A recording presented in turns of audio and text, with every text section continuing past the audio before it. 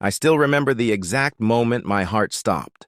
The restaurant door chimed softly as I stepped inside, shaking the cold rain from my coat. I had only planned to grab a quick dinner before heading home. But the second I looked up, my entire body froze. There she was, my daughter-in-law, 8 months pregnant, balancing a heavy tray of dishes in her trembling hands.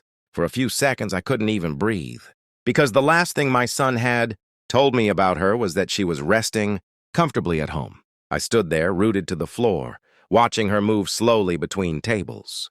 Her uniform looked too tight around her stomach, and her steps were careful, like every movement required effort. A few strands of hair clung to her damp forehead, and despite the forced smile she gave customers, there was exhaustion in her eyes. Something wasn't right. My first instinct was disbelief. Maybe I was mistaken. Maybe it only looked like her. But when she turned toward the kitchen lights, I saw her face clearly. It was Emily, my son's wife, my future grandchild growing inside her, and she was working as a waitress. I felt a strange chill crawl down my spine. Emily noticed me a moment later. Her eyes widened, and for a split second she looked like someone caught doing something forbidden. The tray in her hands tilted slightly before she steadied it. "Mr. Carter?" she said quietly. I walked toward her slowly, trying to process what I was seeing. "Emily, what are you doing here?" She glanced around nervously, as if making sure no one was listening. Then she gave a quick, polite smile to a couple walking past before guiding me toward an empty booth in the corner. "Please sit," she whispered. But I didn't sit. I couldn't. "Emily," I said again, softer this time, "you're 8 months pregnant." She lowered her eyes. I know. The way she said it made my chest tighten. I finally slid into the booth while she stood across from me, hands resting against the edge of the table as if she needed support. "When did you start working here?" I asked. "About 3 weeks ago." 3 weeks. That meant she had already been heavily pregnant when she started. "Does Daniel know?" I asked carefully. My son had always been protective of her, almost overly so. When she was 6 months pregnant, he insisted she stop working entirely. He said he wanted her to focus on the baby and rest. So seeing her here made absolutely no sense. Emily hesitated. Then she nodded slowly. Yes, he knows. That answer should have reassured me. Instead, something about the way she said it felt wrong. I studied her face more closely. Her smile looked practiced, like something she had repeated too many times. "Emily," I said gently, leaning forward, "you shouldn't be on your feet this much. This late in the pregnancy, it's dangerous." "It's okay," she replied quickly. Too quickly. I needed the job. Needed. The word echoed in my mind. "Daniel has a good job," I said. "He told me everything was going well." She didn't answer. Instead, she looked down at the worn edge of the table. The silence between us stretched longer than it should have. A server walked past with a basket of bread, and Emily instinctively stepped aside to let them through. I noticed the way she pressed one hand against her lower back afterward, as if the pain had become familiar. My stomach twisted. "You should sit down," I said. "I'm not allowed to while on shift."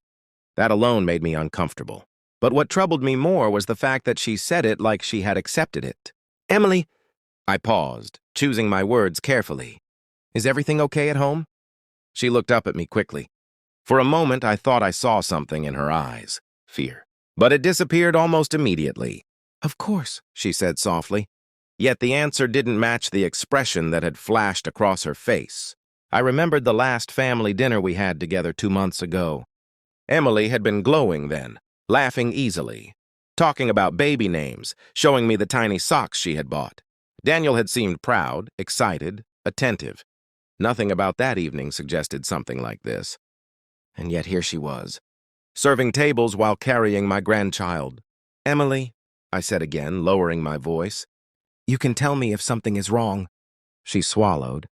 Her fingers tightened around the edge of the table. For a moment, it looked like she was about to speak, but then a voice called from across the restaurant. "Emily, table 7 needs refills." She straightened instantly. "I have to go," she said quickly. But before she could walk away, I gently placed my hand over hers. "Wait." She froze. "Just answer one question," I said. Her eyes slowly met mine. "When was the last time you actually rested?" The question seemed to hit her harder than I expected. Her composure cracked for just a second. Honestly? I nodded. She exhaled quietly. I don't really remember. My heart sank. This wasn't the life my son had promised her. Something deeper was going on and the pieces weren't fitting together. Emily, I said carefully, why didn't you tell me you needed help? Her lips parted slightly. Then she whispered something so unexpected that it made my entire body go cold. I wasn't supposed to tell anyone. A heavy silence settled between us. The noise of the restaurant faded into the background as my mind raced. Not supposed to tell anyone? What do you mean? I asked slowly. Emily looked toward the kitchen again, making sure no one was watching. When she leaned closer to me, her voice dropped to almost a whisper. I shouldn't even be talking about this. My pulse quickened. Emily, talk about what? Her eyes filled with a mixture of fear and relief, like someone who had been holding a secret for far too long. She glanced toward the door, then back at me. And finally, in a trembling voice, she said something that made my blood run cold. Daniel told me. If anyone ever saw me working here... She stopped. Her eyes welled.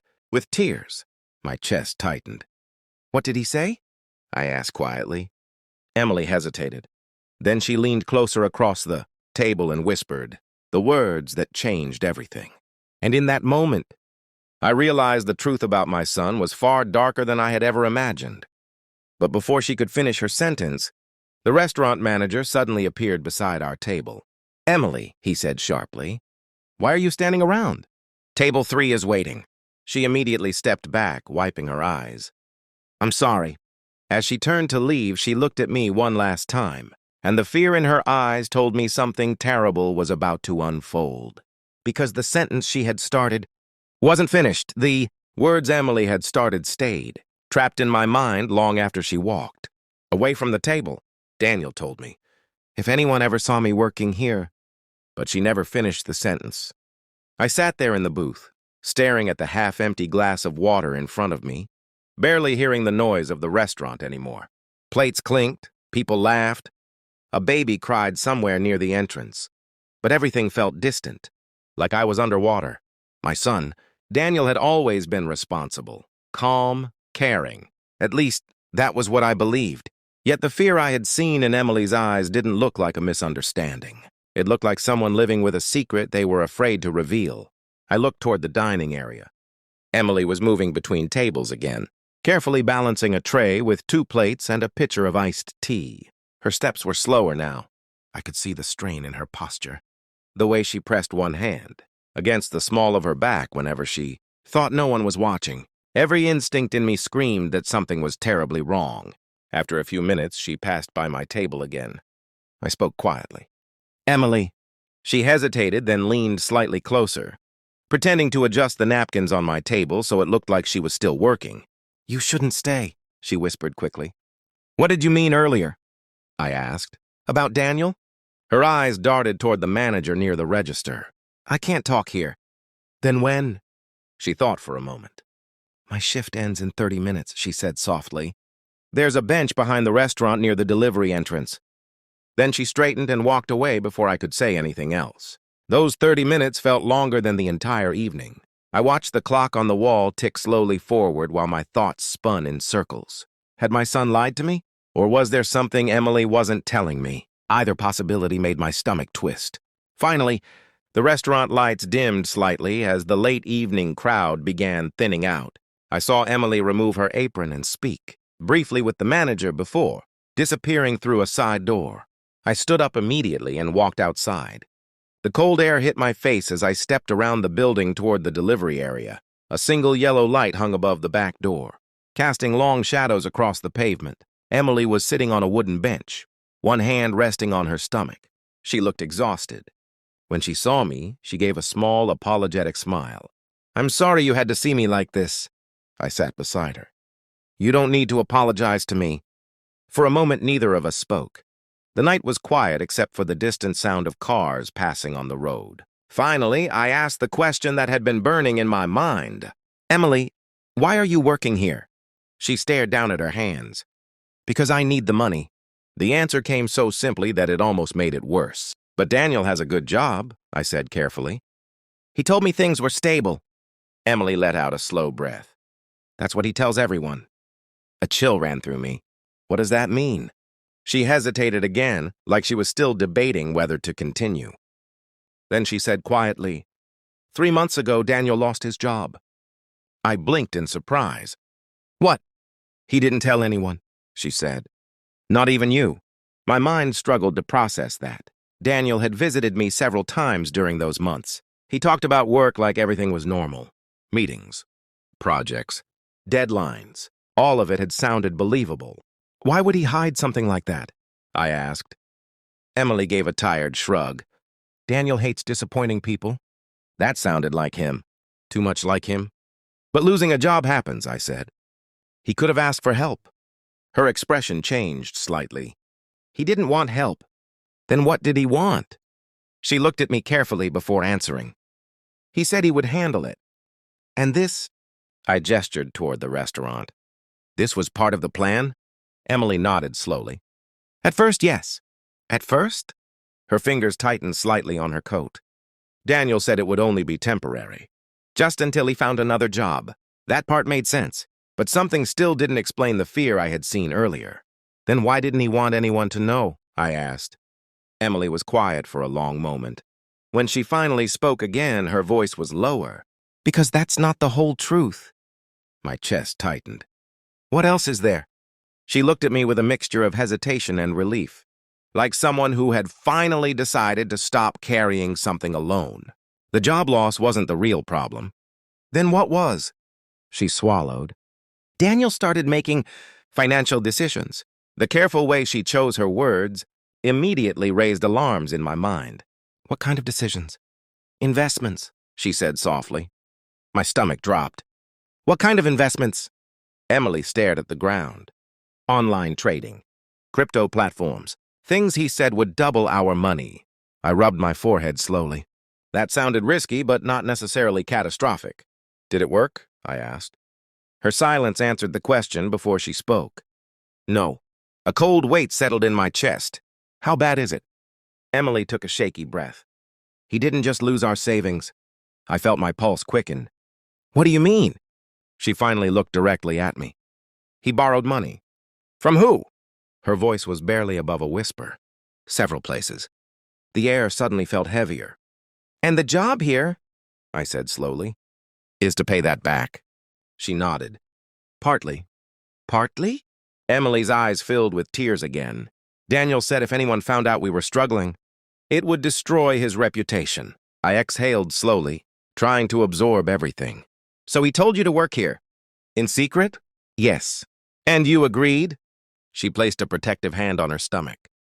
I didn't want to argue with him while pregnant. That sentence hit harder than she probably realized. For a moment, we sat in silence again. Then something else from earlier returned to my mind. What about what you said inside the restaurant? I asked. About Daniel warning you if someone saw you working? Emily froze slightly. Her eyes shifted toward the dark parking lot. Then back to me. That part is what I didn't finish saying. My heart started beating faster again. What did he say? She hesitated one last time. Then she spoke slowly. Daniel told me. If anyone in the family found out I was working here, her voice trembled. And it would ruin everything he had planned. I frowned. Planned? Emily nodded weakly. He said once the baby was born, everything would change. The words lingered in the cold night air. A strange feeling crept into my chest. What does that mean? I asked. Emily looked down at her stomach again.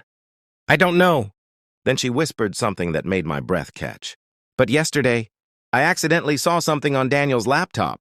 My pulse pounded in my ears. What did you see? Emily slowly looked up at me. Fear filled her eyes again. I think Daniel is planning something that involves the baby. The night suddenly felt colder than before. And in that moment, for the first time in my life, I wasn't sure I truly knew my own son.